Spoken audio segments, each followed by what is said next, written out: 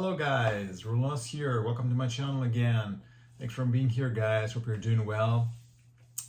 This time we're gonna see the last episode of our series regarding intervals. So we're gonna examine 6th and 7th intervals. In our previous episode we examined 2nd, 3rd, 4th, 5th. Now we're gonna see 6th and 7th intervals. But without further ado, let's go straight with 6th interval. So guys, we're going to examine now the 6th intervals. Let me begin by just saying that 6th intervals are divided into three different categories. We have major 6th, minor 6th, and augmented 6th. Now that we know about how we can find major, minor, second, and third intervals, it's easier to find about 6th intervals. So if we take for instance a root C, okay, let's say we have C. I'm playing here on the 5th string, third fret, we have a root C. So in order to find our 6th note and in general the 6th interval, and to be more precise, we want the major 6th interval, so we count from C, C, D, E, F, G, A. So we have 6 notes. So in order to find the major, you have to remember what we said about on the 2nd, 3rd, and just figure out how to find the major 6th, which is the note A. So from C to A,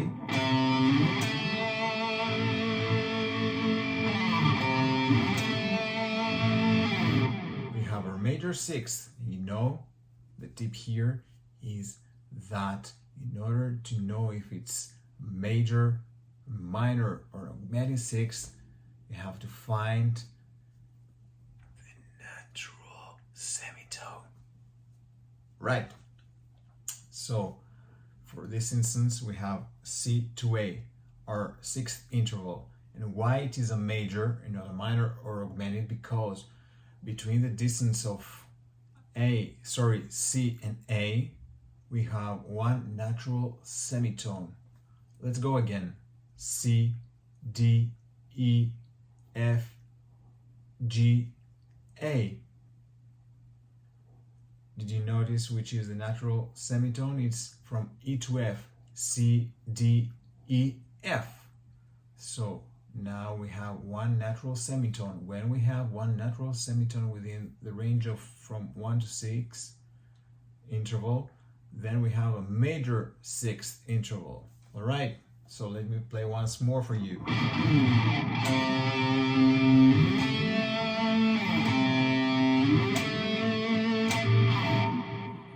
So that's the major 6th interval. Minor 6th interval. Now in the same sense that we found about the major 6th interval, we can find about our minor 6th interval. So we have for root C, okay,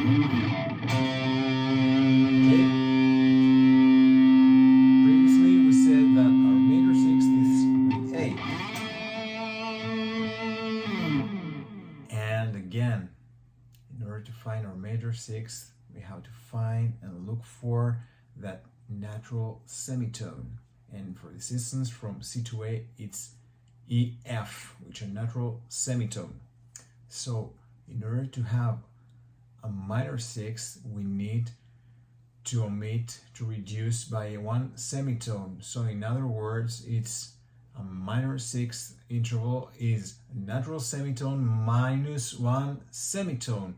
So the distance between the notes is reduced. So we have C to A flat. You see this spooky, scary thing? Because that's the minor 6th interval. You see the difference between major 6th and minor 6th? Can you spot the difference? Yeah. now in order to find our augmented sixth interval, it goes the same way as we talked about major sixth and minor sixth. So let's take as our main point major sixth. Major sixth is from C to A, and it includes one natural semitone, E to F.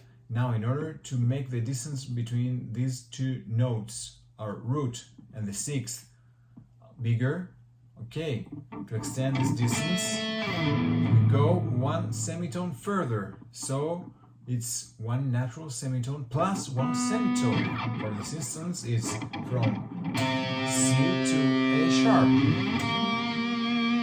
So now we have one augmented sixth.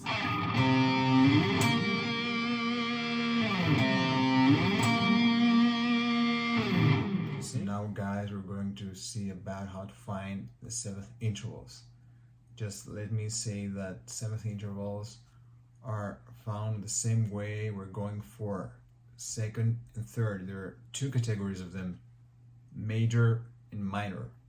Okay, so for major seventh intervals, if we take again as a root for this instance C, okay, C, I'm playing it on the 5th string, 3rd fret. We need to count 7 notes including C. So we have C, D, E, F, G, A, B. So our seventh interval in general is the note B. Now, in order to find our major seventh, here's the tip. You've got to look for that natural semitone once more. You got it right, yeah. So we need to find our natural semitone. Let's do it again. C, D, E, F. You see here we have E to F, which is a natural semitone. So from C to B, which is this,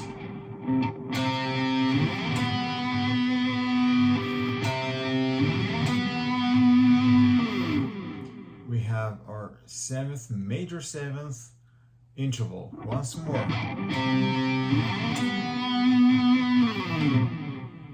Okay.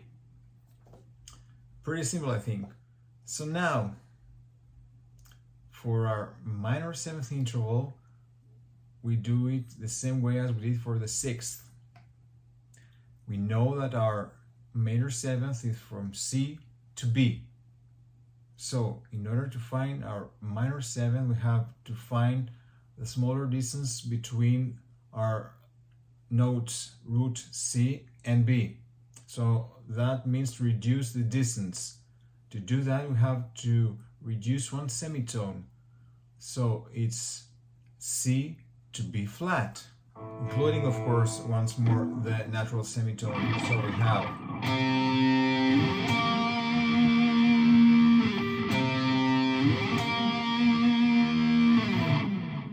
so our minor seventh is from C to B flat. So let's do it once more and see if you spot the difference.